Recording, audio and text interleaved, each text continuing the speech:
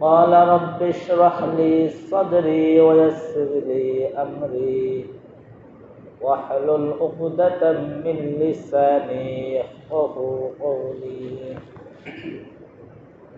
وبك نستعين يا مستعان شكرا مجددا اللهم صل على محمد وعلى آل محمد كما صليت على إبراهيم وعلى آل إبراهيم إنك حميد مجيد اللهم بارك على محمد وعلى آل محمد كما باركت على إبراهيم وعلى آل إبراهيم إنك حميد مجيد মহান আল্লাহ পাক রব্বুল আলামিন আমাদেরকে পবিত্র জুমার দিন আল্লাহ তাআলার ঘরে আসার ও বসার তৌফিক দান করেছেন। এই জন্য আমরা সকল অন্তরস্থল থেকে শুকরিয়া আদায় করি আলহামদুলিল্লাহ। আল্লাহ পাক রব্বুল আলামিন দুনিয়াদেরকে আমাদেরকে পাঠিয়েছেন কিছু সময়ের জন্য পরীক্ষা স্বরূপ। এই দুনিয়ার ভিতরে আমাকে আপনাকে খাঁটি ইমানদার হয়ে কবরে যাইতে বলেছেন আল্লাহ তাআলা। রাসূল করিম সাল্লাল্লাহু আলাইহি ওয়াসাল্লাম ইমানদারদের বৈশিষ্ট্য দিয়ে দিয়েছেন। কয়েকটি গুণ থাকলে তাকে ইমানদার বলা হবে। রাসূল করিম সাল্লাল্লাহু আলাইহি ওয়াসাল্লাম যখন সাহাবীদেরকে নিয়ে বসতেন তখন আল্লাহ তাআলার মাখলুক নিয়ে চিন্তা করতেন।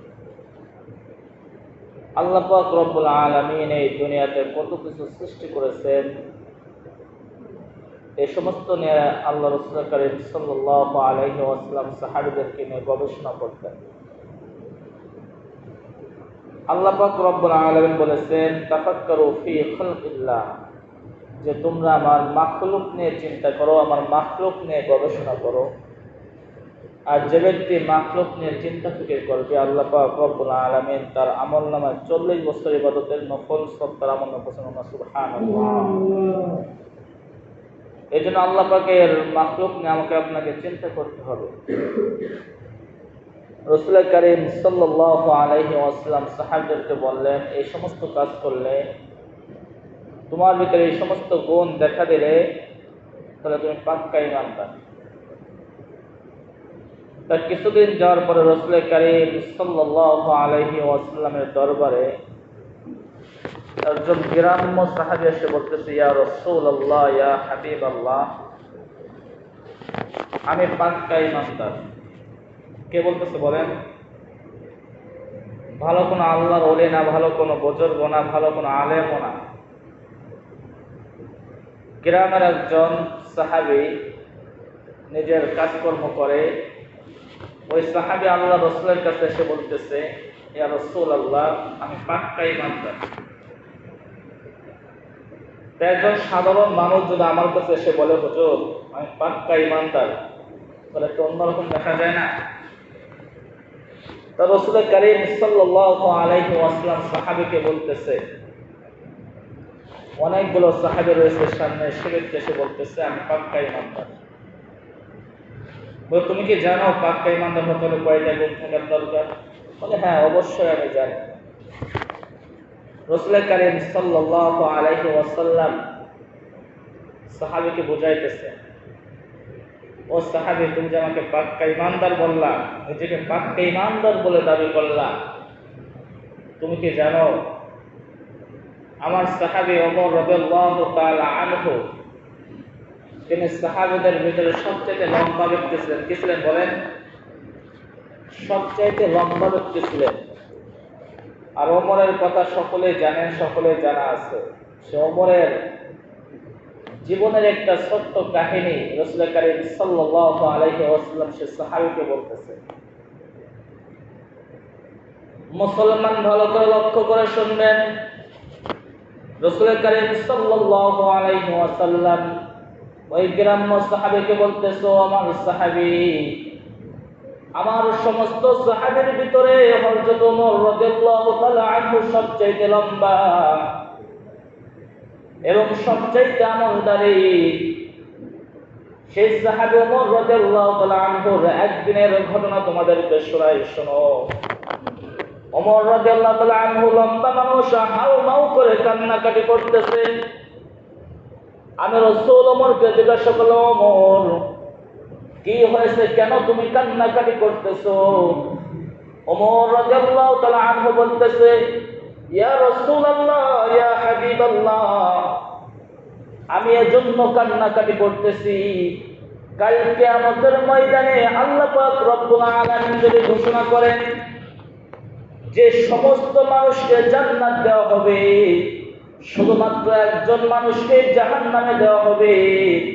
আমি ওমর মনে হয় সমস্ত মানুষ জান্নাতে যাবে, আর একজন ব্যক্তি যে জাহান্নামে যাবে, সে একজন ব্যক্তি মনে হয় আমি ওমর। কে বলতেছে বলেন? ওমরের মতো সাহাবী যদি এই কথা বলতে পারে যে সমস্ত মানুষকে আল্লাহ তাআলা জান্নাত দিবে আর একজন মানুষ শুধু জাহান্নামে যাবে, আমার কাছে মনে হয় সেই একজন ব্যক্তি মনে হয় আমি ওমর। এ মুসলমান, আমি আপনি কোথায় আছি? সামান্য একটু ইবাদত করে জান্নাতে যাওয়ার জন্য অনেক লাফালাফি করতেছি। আল্লাহ রাসূল কারীম সাল্লাল্লাহু আলাইহি ওয়াসাল্লাম বলছে, ওমর তোমার কোনো চিন্তা নাই, তোমার কোনো ভয় নাই। আল্লাহ পাক রব্বুল আলামিন আমার কাছে ঘোষণা পাঠিয়েছেন জিবরাইলের মাধ্যমে, এই দুনিয়ার ভিতরে 10 জন ব্যক্তিকে জান্নাতের সার্টিফিকেট দেওয়া হয়েছে, আশারায়ে মুবাশশির সুসংবাদ দেওয়া হয়েছে। ওই 10 জন ব্যক্তির ভিতরে একজন ব্যক্তি হলেন তুমি ওমর।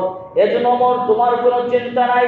এ মুসলমান, একজন ব্যক্তি দুনিয়াতে জান্নাতের সার্টিফিকেট পেয়ে গেছে, তবুও কি চিন্তা ফিকির করেছে সমস্ত মানুষ যদি জান্নাতে যায় আর একজন ব্যক্তি যদি জাহান্নামে যায়, সে একজন ব্যক্তি আমি হব। আজ আমার আপনার চিন্তা ফিকির কি? আজ তো আমি আপনি সেই সব কোনো আমলই করি না। সময় সংক্ষেপ, রাসূল কারীম সাল্লাল্লাহু আলাইহি ওয়াসাল্লাম তার শ্বশুর আবু বকর রাদিয়াল্লাহু আনহু একটা ঘটনা শোনাইলেন। আবু বকর রাদিয়াল্লাহু তাআলা আনহু কাঠের একটা লাকড়ি ধরে ওই লাকড়িকে বলে, ও লাকড়ি, তুমি আমার থেকে খুব সৌভাগ্যবান, কারণ আমি আবু বকরের হিসাব নিকাশ হবে কাল কিয়ামতের ময়দানে। আর তোমাকে যে আল্লাহ তাআলা দুনিয়াতে সৃষ্টি করেছেন, তুমি একজনের চুলার ভিতরে গেলে তোমার হিসাব নিকাশ শেষ হয়ে যাবে। আমি যদি তোমার স্থানে থাকতাম, আমি নিজেকে সৌভাগ্যবান মনে করতাম। এ মুসলমান, আবু বকর কিন্তু একজন জান্নাতের সুসংবাদ দুনিয়া থেকে পেয়েছেন, কিন্তু সে নিজেকে এমন ছোট মনে করতেছে যে আমি যদি লাকড়ি হইতাম, লাকড়ির স্থানে থাকতাম, দুনিয়াতে আমার হিসাব নিকাশ শেষ হয়ে যাইত, পরকালে আমার কোনো হিসাব নিকাশ হইত না। কে বলতেছে বলেন? আবু বকর সিদ্দিক রাদিয়াল্লাহু তাআলা আনহু। আবু বকর সিদ্দিক রাদিয়াল্লাহু তাআলা আনহু একটা কুকুরকে দেখে বলে, ও কুকুর, তুমি আমার থেকে সৌভাগ্যবান। কারণটা কি? আমি আবু বকরের কাল কিয়ামতের ময়দানে হিসাব নিকাশ হবে, কিন্তু তুমি কুকুরের কোনো হিসাব নিকাশ হবে না। তুমি দুনিয়াতে যেভাবে এসেছো, মরার পরে তোমার কোনো শাস্তিও নাই, কোনো হিসাবও নাই, কোনো নিকাশও নাই, তোমার স্থানই পর্যন্তই শেষ। আমি যদি কুকুর হইতাম, নিজেকে সৌভাগ্যবান মনে করতাম। এ মুসলমান, আবু বকর দুনিয়া থেকে জান্নাতের সার্টিফিকেট পেয়েছে, কিন্তু নিজেকে কত বড় অপরাধী মনে করছে। আজ তো আমি আপনি মুসলমান বলে দাবি করতেছি, আজ আমি আপনি ইমানদার বলে দাবি করতেছি। এ মুসলমান, গ্রাম্য সাহাবী বলতেছে, ইয়া রাসূলুল্লাহ, আমি পাক্কা ইমানদার। রাসূল কারীম সাল্লাল্লাহু আলাইহি ওয়াসাল্লাম এই দুইটি ঘটনা গ্রাম্য সাহাবীকে শোনাইলেন।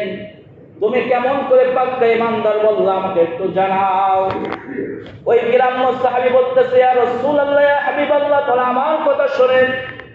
গ্রাম্য সাহাবী বলতেছে, ইয়া রাসূলুল্লাহ, ইয়া হাবিবাল্লাহ, আমি যখন রাতে ঘুমাইতে যাই, আপনার কথা মতো আমল করি। আপনি বলেছেন যখন তোমরা ঘুমাইতে যাইবে, সকালে ফজর থেকে ঘুমানো আগ পর্যন্ত তুমি দেখবে তোমার সকাল থেকে ঘুমানো আগ পর্যন্ত তোমার কোনো গুনাহের কাজ হয়েছে কিনা। তোমার জীবনের সময়টাকে মিলাইবে, কয়টা তুমি নেকির কাজ করেছো, কয়টা গুনাহের কাজ করেছো। আমি সাহাবী ঘোষণা করতেছি, ইয়া রাসূলুল্লাহ, ইয়া হাবিবাল্লাহ, আমি প্রত্যেকদিন ঘুমানোর সময় আমার এই সময়টাকে মিলাই দেখি, সকাল থেকে ঈশা পর্যন্ত আমার এই সময়ের ভিতরে একটা গুনাহের কাজ হয় না। মানে সুবহানাল্লাহ। কে বলতেছে বলেন? একজন গ্রাম্য সাহাবী, একজন হক্কানে আলেম না, তার কাজকর্ম করে খেতে হয়। সে বলতেছে যে আমার সকাল থেকে ঘুমানো আগ পর্যন্ত আমার একটা গুনাহ হয় নাই, শুধুই নেকি হয়েছে। রাসূল কারীম সাল্লাল্লাহু আলাইহি ওয়াসাল্লাম বলতেছে, এটা বিশ্বাস করব কিভাবে? আল্লাহ পাক রব্বুল আলামিন সঙ্গে সঙ্গে জিবরাইল আলাইহি ওয়াসাল্লামকে পাঠিয়ে দিয়েছেন, ও জিবরাইল দ্রুত যাও, আমার বান্দা আল্লাহ রাসূলের সত্য কথা বলেছে। জিবরাইল আলাইহিস সালাম সঙ্গে সঙ্গে বলতেছে, বলো হাদা সাদাক্তা ইয়া রাসূলুল্লাহ।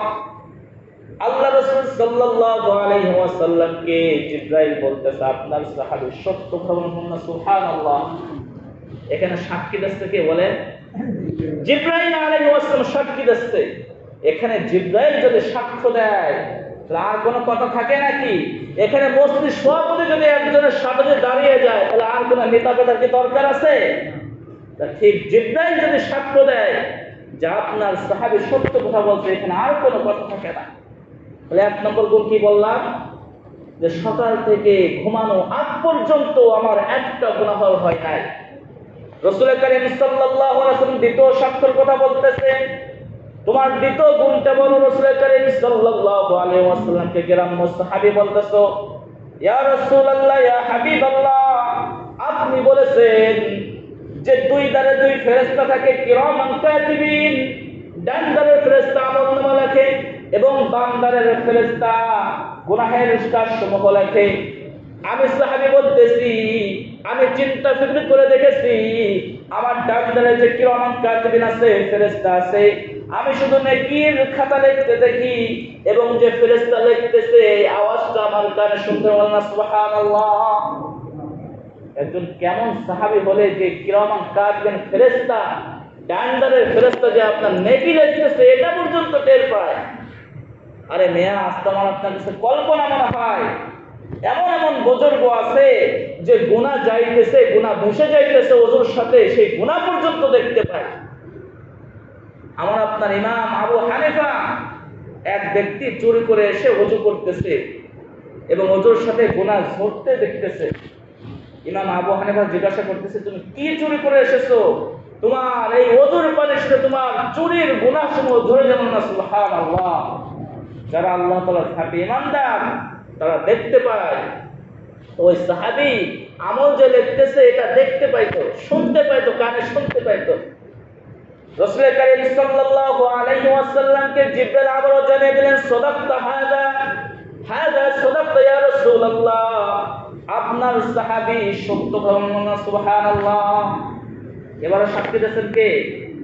দুইটা সাক্ষী দেয়া হয়ে গেছে। দ্বিতীয় নম্বরে আসেন সময় সংক্ষেপ।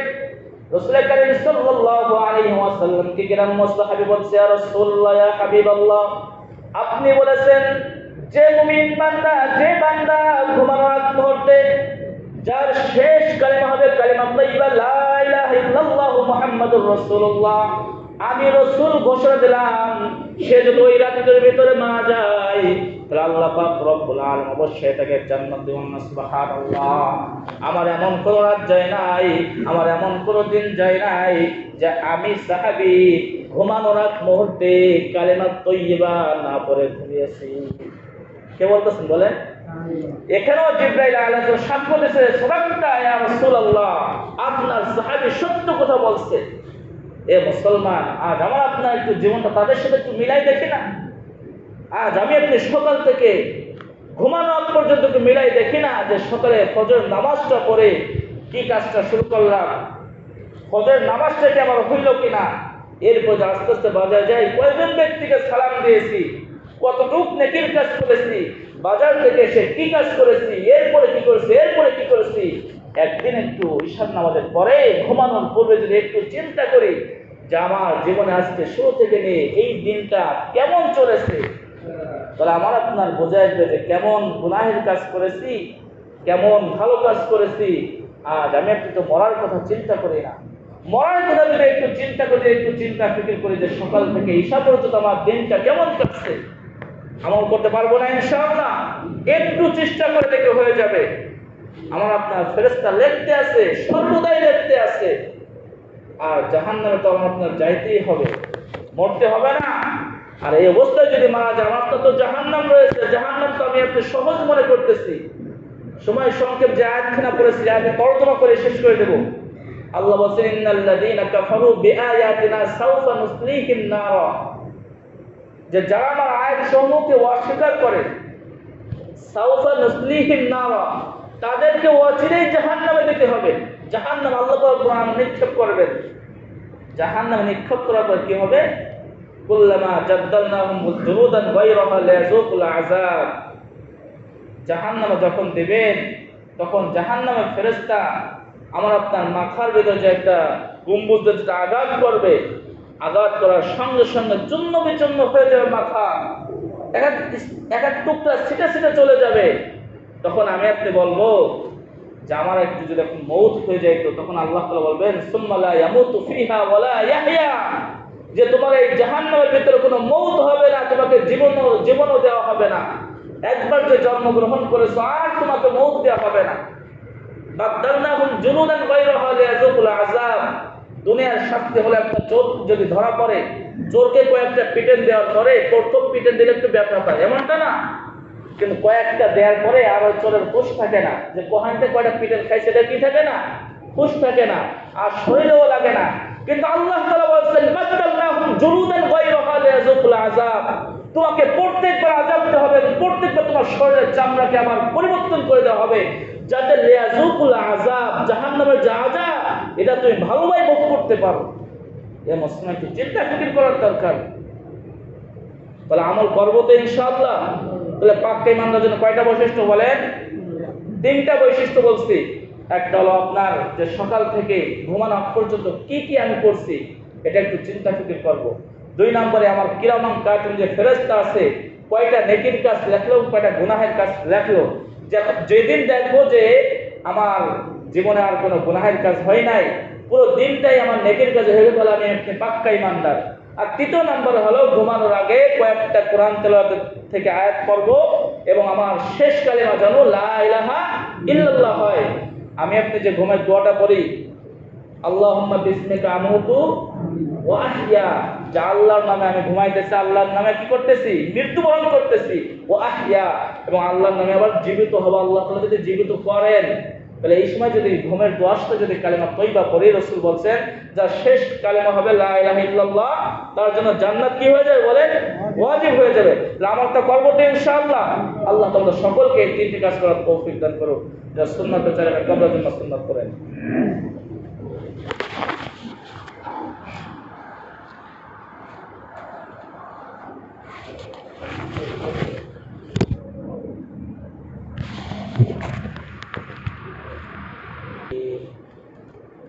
قال رب اشرح لي صدري ويسر لي أمري واحلل عقدة من لساني يفقهوا قولي